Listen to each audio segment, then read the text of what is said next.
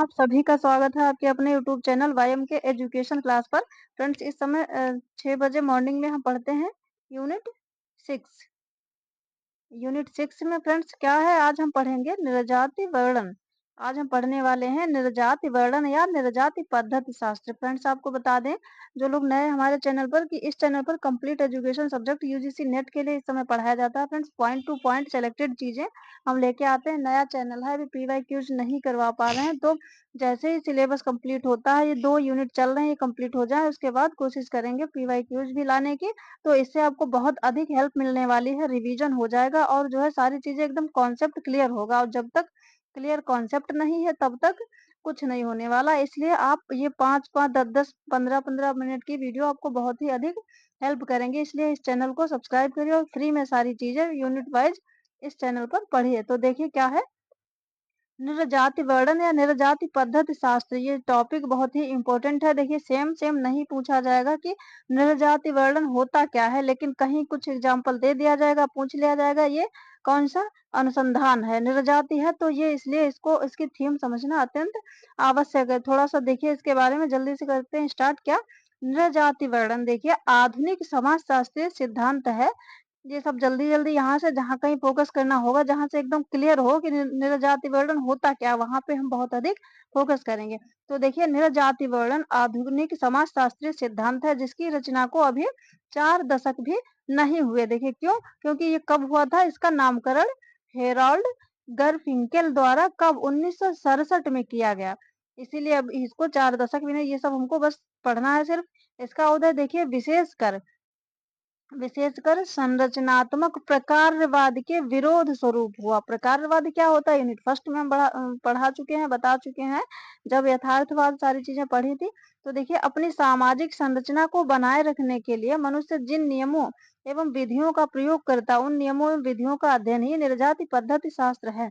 देखिए अभी तो ये लाइनें ऐसे ही पढ़ दी, लेकिन जब वीडियो को अंत तक देखिए, निर्जाति वर्णन क्या होता है थोड़ा सा आपको टफ लगेगा, लेकिन जो है चीजें क्लियर सामने निकल के आएंगी पूरे वीडियो में। बस 7-8 मिनट में ही बस क्या करिए, वीडियो को अंत तक देखिए। तो क्या है कि देखिए अपनी सामाजिक संरचना मतलब सामाजिक स्ट्रक्चर को बनाए रखने के लिए मनुष्य जिन नियमों एवं विधियों का प्रयोग करता है, उन नियमों एवं विधियों का अध्ययन ही क्या है, निर्जाति पद्धति शास्त्र। तो यहाँ पे तो इन्होंने ये बताया, बाकी देखिए अभी और आगे क्लियर होगा। क्या एक डेफिनेशन है, क्या फ्रांसिस अब्राहम के अनुसार लोक विधि विज्ञान लोगों द्वारा प्रयुक्त लोक या सामान्य ज्ञान विधियां हैं, जिनके द्वारा दिन प्रतिदिन की गतिविधियों को अर्थ प्रदान किया जाता है तथा सामाजिकता को निर्मित बनाए रखा जाता है। तो अब्राहम फ्रांसिस अब्राहम ने ये डेफिनेशन दी है। अब देखिए इस एग्जाम्पल से बहुत अधिक अच्छी तरीके से स्पष्ट होने वाला है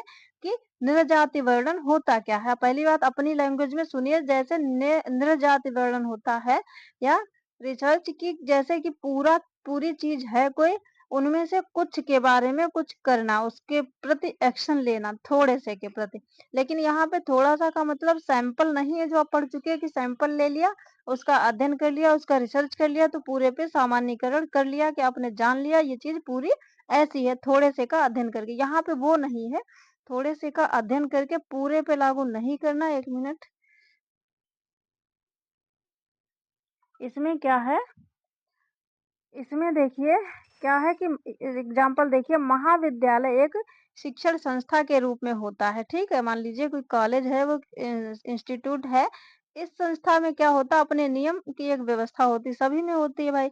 महाविद्यालय से जुड़े शिक्षक और कर्मचारी और विद्यार्थी क्या होते हैं, इन नियमों के पालन की उनसे अपेक्षा की जाती है। महाविद्यालय के नियम है, वो सभी विद्यार्थी कर्मचारी शिक्षक उन नियमों का पालन करेंगे। लेकिन होता क्या है, यदि कोई महाविद्यालय के किसी नियम का उल्लंघन करता है तो उसे दंड दिया जाएगा। ये विद्यार्थी को देखिए क्या कि बर्खास्त के रूप में भी हो सकता है। वो दंड उस विद्यार्थी ने जिसने महाविद्यालय के नियमों का उल्लंघन किया है, उसको दंड दिया जाएगा। वो दंड किस प्रकार का, उसके बर्खास्त के रूप में, मतलब उसको स्कूल से निकालना या बिल्कुल ही हटा देना, तो ये दंड हो सकता है। तो क्या होगा, अन्य विद्यार्थी भी नियमों का उल्लंघन करने लगेंगे अगर उसको नहीं हटाया जाता, अगर उसे दंडित नहीं किया जाएगा तो अन्य विद्यार्थी भी उसी प्रकार से विद्यालय के नियमों का उल्लंघन करेंगे।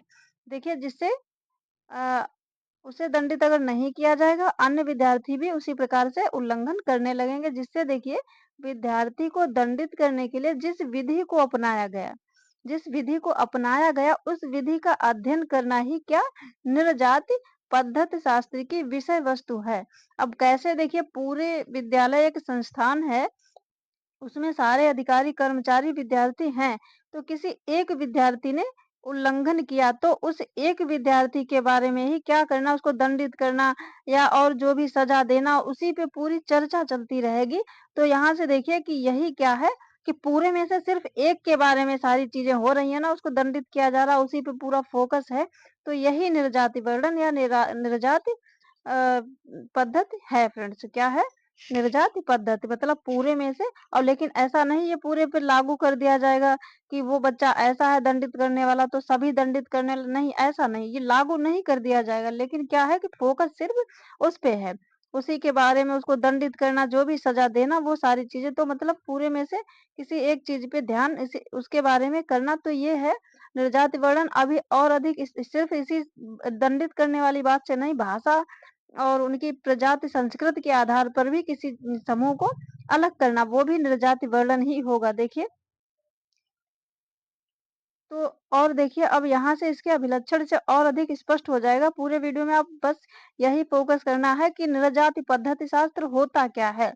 जब आपको प्रश्न मिलेगा कुछ लाइनें, तो सीधे उसमें यही निर्जाति पद्धति शास्त्र है कि नहीं, ये जो फीलिंग आपको बताई जा रही कि ऐसे से उसने बच्चे ने कर दिया, स्टूडेंट ने, तो उसको दंड दिया गया। तो दंड देना ही नहीं, मतलब कुछ अलग है, उसी पे सभी का फोकस है, उसी के बारे में अध्ययन किया जा रहा है। ऐसी जहाँ पे फीलिंग आए तो वहां पे निर्जाति पद्धति शास्त्र। और लेकिन जो वो सैंपल वाला बिल्कुल नहीं समझना कि वो सैंपल ले लिया तो जो है पूरे पे लागू कर दिया, नहीं, उस वो चीज अलग है। सैंपल लेके पूरे पे सामान्यीकरण नहीं, इसमें जो है सिर्फ अलग उसके बारे में कुछ चीजें कही जाती हैं। तो देखिए अभी और क्लियर होने वाला है। निर्जाति पद्धति शास्त्र निर्जाति पद्धति शास्त्र वृहद संरचनाओं के अध्ययन के स्थान पर देखिए लघु स्तरीय अध्ययनों पर बल देता है या छोटी छोटी घटनाओं को अपने अध्ययन के लिए चुनता है। तो देखिए लघु हो गया कि नहीं, पूरे विद्यालय में से किसी, जब उसी एग्जाम्पल को लेके चलिए कि क्या उसने विद्यालय के नियमों का उल्लंघन किया, तो क्या है कि पूरे विद्यालय के सभी से थोड़ी न उस पर अध्ययन किया गया, सिर्फ उस बच्चे पे अध्ययन। तो ये क्या है, लघु स्तरीय अध्ययनों पर बल देता है। ये समझने के लिए देखिए एग्जाम्पल को भी ध्यान में रखना।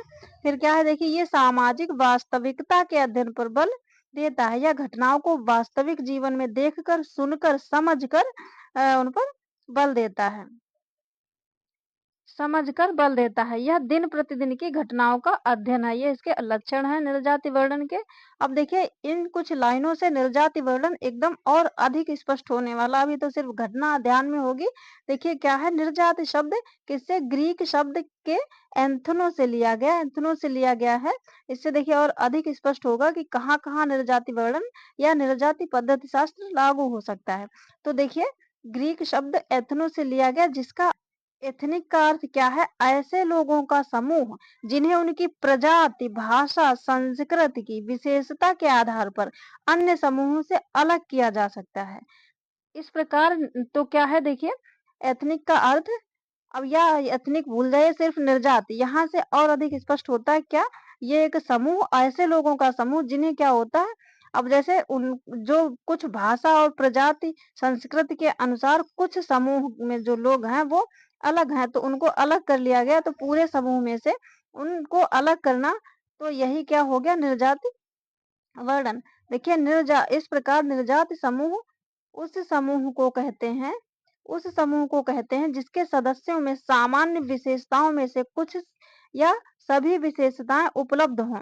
तो क्या है, निर्जाति वर्णन क्या हो गया, जैसे एक समूह है, उसमें उनकी भाषा, संस्कृति और प्रजाति वो सारी एक जैसी हैं, तो उन समूह की सभी नहीं तो कुछ, तब भी उनमें एक दो छोड़ के बाकी सभी मिलती होंगे, ऐसे समूह को अलग करना। जैसे सामान्य भाषा, क्षेत्र, धर्म, प्रजाति, आंतर विवाह, रीति रिवाज और धार्मिक विश्वास। अतः निर्जाति समूह ऐसे लोगों के समूह को कहा जाता है जिनमें कुछ सामान्य शारीरिक अथवा सांस्कृतिक विशेषताएं पाई जाती हैं। तो देखिए भारत अत्यधिक निर्जातीय विविधताओं वाला देश है। तो ये है निर्जाति वर्णन, मतलब कुछ अलग। अब इन चीज़ों से शायद आपके मतलब इसकी थीम समझ में आई होगी कि अगर इस प्रकार का कहीं कुछ मिलता है कि उसको पूरे में से अलग उसके बारे में कुछ अध्ययन करना या पूरा समूह रीति-रिवाज और भाषा संस्कृत के आधार पर अलग करना, तो वही निर्जाति वर्णन। आई होप निर्जाति वर्णन आपको समझ में आया होगा। तो इसके बारे में इतना ही मेन चीज़ें थी। तो आपको वीडियो अगर पसंद आए तो वीडियो को लाइक, चैनल को सब्सक्राइब और अपने स्टडी ग्रुप में शेयर भी कर दीजिए ताकि हमें और अधिक मोटिवेशन मिल सके, इसी प्रकार की इम्पोर्टेंट चीज़ें आपके समक्ष लेके आ सकें। तो अब ये यूनिट बस 2 दिन में कंप्लीट होने वाली है फ्रेंड्स। तो आज के लिए इतना ही, मिलते हैं नेक्स्ट वीडियो में।